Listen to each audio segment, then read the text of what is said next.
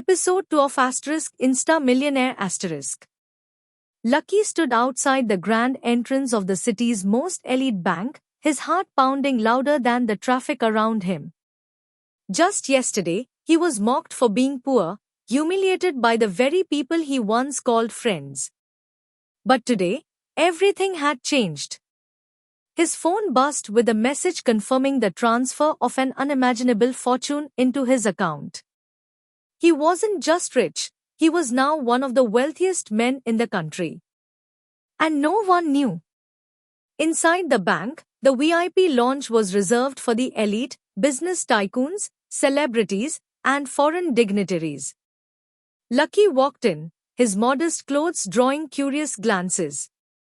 The receptionist hesitated before asking, "Sir, are you sure you're in the right place?" Lucky smiled calmly and replied, "I believe I am. I need to speak with the manager." Robert Miller, the bank's senior manager, was a man of pride and prejudice. He looked Lucky up and down and scoffed. "We don't entertain walk-ins here. This lounge is for our premium clients." Lucky didn't flinch. "Check my account. You'll find I qualify." Robert rolled his eyes but agreed to verify, mostly to prove a point. As Lucky placed his thumb on the biometric scanner, the system blinked. Then it beeped. Robert's face changed. He leaned forward, eyes widening as the screen displayed the balance. It wasn't just a large sum, it was astronomical. This can't be right," he stammered. Lucky leaned in, voice steady. "It is. And I'd like to speak about investment options." The room fell silent. Other bankers gathered around, whispering. Robert's tone shifted instantly. "Mr. Lucky, please forgive the misunderstanding. Let me personally assist you." Lucky nodded, but inside, he remembered every insult, every rejection. He wasn't here for revenge. He was here to rise. As they walked into the private vault area, Robert tried to make small talk. "May I ask how you came into such wealth?" Lucky paused. "Let's just say it's a family inheritance. And I plan to use it wisely." Robert nodded, sensing there was more to the story. Lucky reviewed portfolios, asked sharp questions, and made decisions with clarity that surprised even the seasoned bankers. He wasn't just rich, he was smart. He chose to invest in education, healthcare, and startups that supported underprivileged youth. His choices weren't flashy, they were purposeful. Meanwhile, outside the bank, Lisa, Lucky's ex-girlfriend, walked by with her new boyfriend. She spotted Lucky through the glass and laughed. "What's he doing in there?" "Probably begging for a loan." Her boyfriend chuckled. But then Robert himself walked Lucky out, shaking his hand respectfully. Lisa's smile faded. She watched as Lucky stepped into a luxury car, the driver opening the door for him. Inside the car, Lucky didn't look back. He wasn't interested in proving anything to Lisa. His journey had just begun, and it was no longer about revenge. It was about transformation. Lucky sat in the backseat of his luxury car, the city lights flickering past the tinted windows like memories he hadn't yet processed.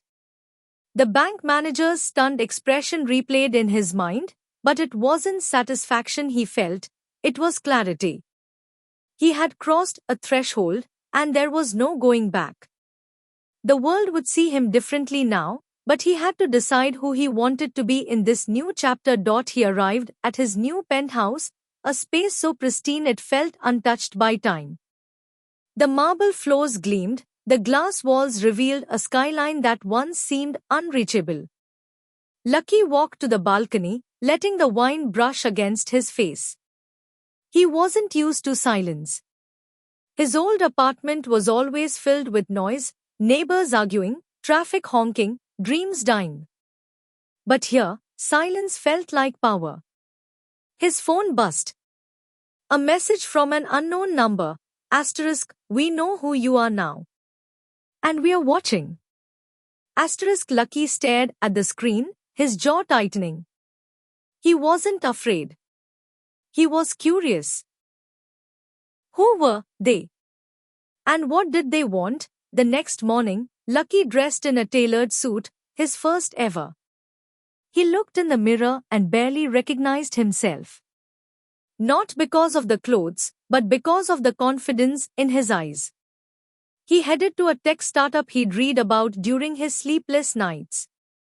The founder, a young woman named Priya, had been struggling to keep the company afloat. Lucky walked in unannounced.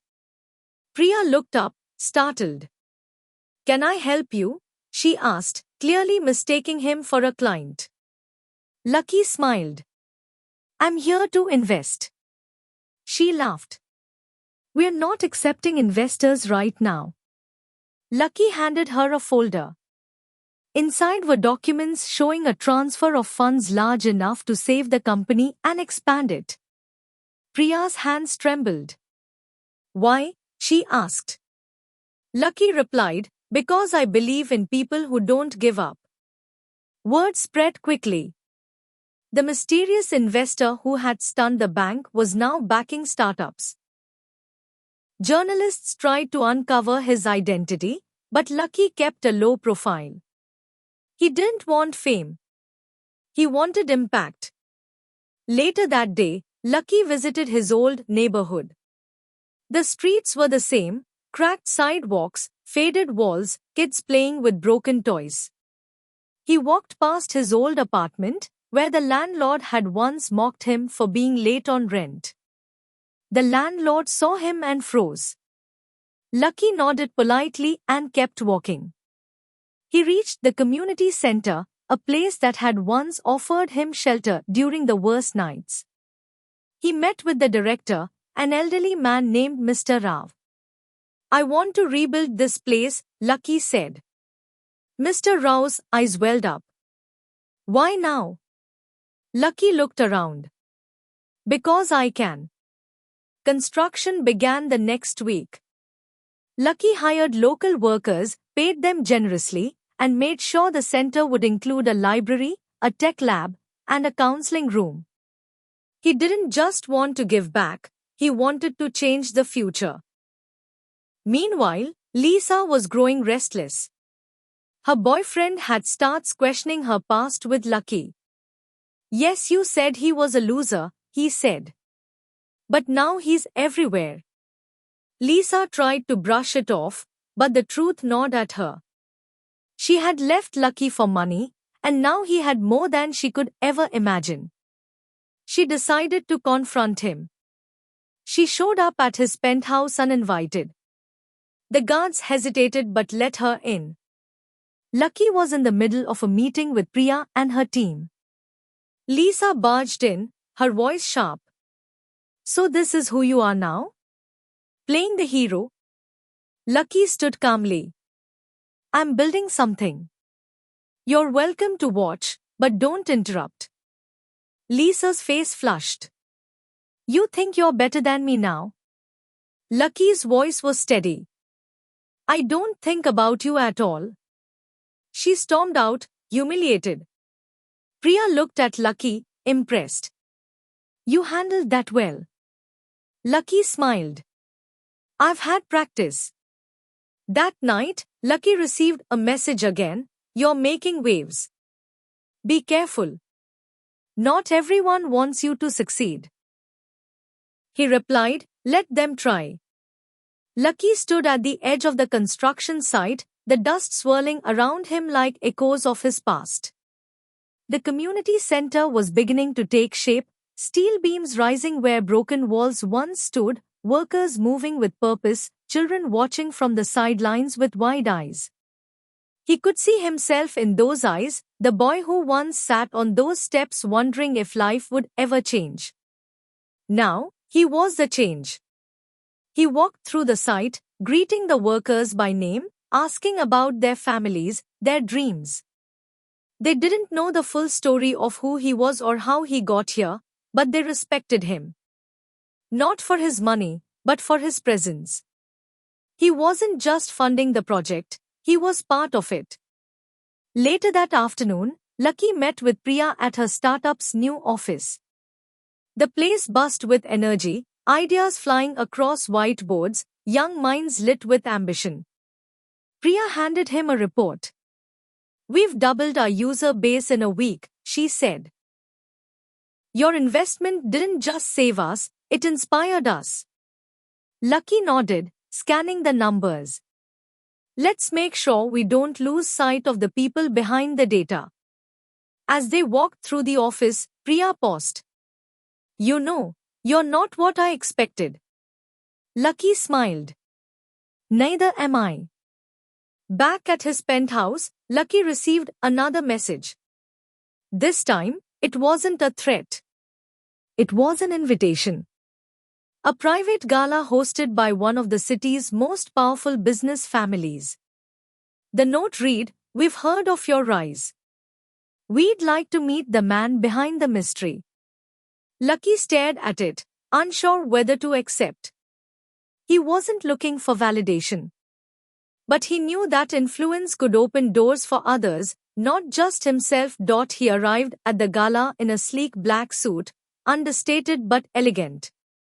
The room was filled with polished smiles and whispered judgments. People turned as he entered, some recognizing him from the headlines, others curious about the newcomer who had shaken the city's financial circles. A woman approached him, Isabel, daughter of the host. "You're lucky?" she asked, her tone half challenge, half intrigue. "I've heard you don't play by the rules." Lucky met her gaze. "I don't break them. I rewrite them." They talked for hours, not about money, but about purpose. Isabel was sharp, driven, and skeptical. She had grown up in wealth but longed for meaning. Lucky listened, shared pieces of his story, not the headlines but the heartaches. She was surprised by his honesty. "Most men here hide behind their success," she said. "You wear yours like armor." Lucky replied, "It's not armor. It's memory." As the night ended, Isabel handed him a card. "Let's talk again. I think we could build something real." Lucky took it, unsure what she meant, but intrigued. The next day, Lucky visited a school near his old neighborhood. The principal welcomed him with cautious optimism. "We've heard what you're doing. But we've also seen promises fade." Lucky walked through the halls, met the students, sat in on a class. He didn't make speeches. He listened. And then he made a decision. He funded a scholarship program, not just for top students, but for those who showed resilience. Kids who had faced hardship and kept going. He named it after his mother, the woman who had taught him to dream even when the world said no. That evening, Lucky sat alone on his balcony, watching the sun dip below the skyline. His phone buzzed again. Another message, "You're making enemies. Be ready." He didn't reply. He didn't need to. He was already ready. Episode 2's continuation closes with Lucky walking into a quiet cafe, meeting a man who had once denied him a job. The man looked up, startled. "Lucky?" he asked. Lucky sat down, calm and composed. "I'm not here to gloat. I'm here to offer you a second chance. Because I know what it's like to be overlooked." The man's eyes filled with tears. Lucky extended his hand. The past was behind him. The future was his to shape. Episode 3 of Insta Millionaire dives deeper into Lucky's transformation, not just as a man of wealth, but as someone learning to navigate the complexities of power, relationships, and reputation. The story unfolds with tension, subtle victories, and emotional reckonings. Lucky woke up to the sound of birds outside his penthouse window, a stark contrast to the blaring horns and shouting neighbors he used to hear in his old apartment. The sheets were soft, the air smelled of fresh linen, and the silence was comforting. But his mind wasn't at ease.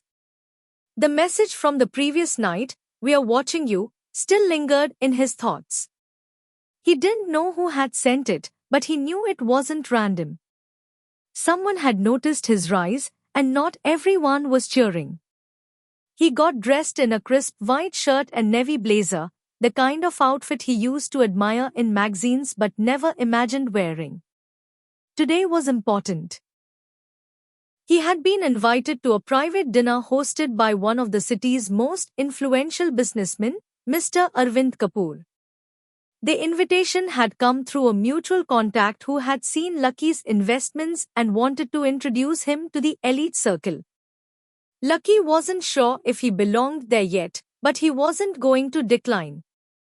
As he stepped into his car, his driver nodded respectfully. "Big night, sir." Lucky smiled. "Let's just say it's a new chapter." The drive to Kapoor's estate was long, winding through the wealthiest part of the city. Mansions lined the streets, each more extravagant than the last.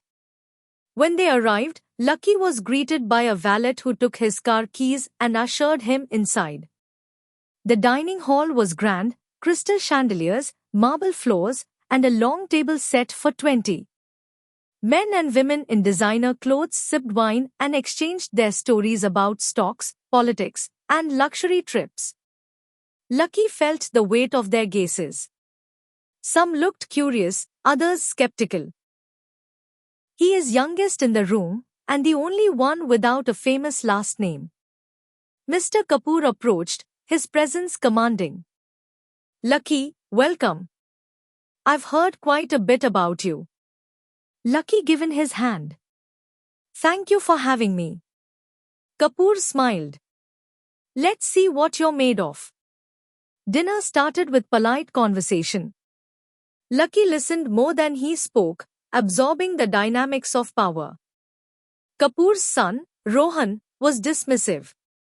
"So, Lucky, what's your background? You don't look like someone who grew up in these circles." Lucky replied calmly, "I didn't.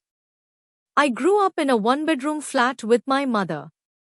I used to deliver newspapers before school." The room fell silent for a moment. Rohan smirked.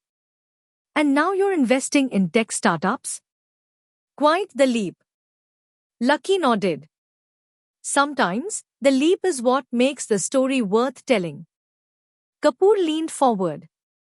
"Tell me, Lucky. What's your vision and goal? What do you want to build?" Lucky takes a breath. "I want to build systems that give people like me a chance. Not just charity, but opportunity. I want to fund education, innovation, and resilience." Kapoor's eyes narrowed. "Ambitious. But do you have the patience for it?" Lucky met his gaze. "I've waited my whole life for a chance. Patience isn't the problem." After dinner, Kapoor invited Lucky to his study. The room was lined with books, awards, and photographs of world leaders. "You impressed me tonight," Kapoor said. "But this world isn't kind. You'll be tested. Betrayed. Mocked. Are you ready for that?" Lucky replied, "I've already lived through worse. I'm not afraid of being tested. I'm afraid of wasting this chance." Kapoor handed him a folder. Inside were details of a joint venture, an opportunity to co-invest in a new education platform. "Think about it," Kapoor said. "If you're serious, this could be your first real step into the big league." Lucky left the estate with the folder in hand, his mind racing. He wasn't sure if Kapoor was offering mentorship or manipulation. But he knew one thing: he had entered a new arena. The next morning, Lucky visited Priya at her office. He shared the details of the dinner and the offer. Priya was cautious. Kapoor is powerful, but he plays hard. If you partner with him, you'll need to be sharper than ever. Lucky nodded. I'm not looking for shortcuts. I'm looking for impact. Later that day, Lucky received a call from his old school principal. I heard about your scholarship program. The students are thrilled. Would you consider visiting? Lucky agreed. He returned to the school, walking through the same halls where he once felt invisible. The students gathered in the auditorium, eyes wide with admiration. Lucky spoke to them, not as a billionaire, but as someone who had sat in their chairs, dreamed their dreams, and faced their fears. I'm not here to tell you money solves everything, he said. But I am here to tell you that belief in yourself, in your ideas, in your worth, is the beginning of everything. The applause was thunderous. Lucky felt something shift inside him. This was why he had accepted the wealth. Not for status, but for moments like this. That evening, he sat on his balcony, watching the city breathe. His phone buzzed again. Another message, you're making waves. But waves crash. Lucky typed a reply, then I'll learn to swim. Lucky opening Kapoor's folder again, studying the proposal. He wasn't rushing. He was calculating. The dinner had changed everything, not because of the offer, but because it reminded him that power without purpose was hollow. And Lucky was determined to build something that mattered.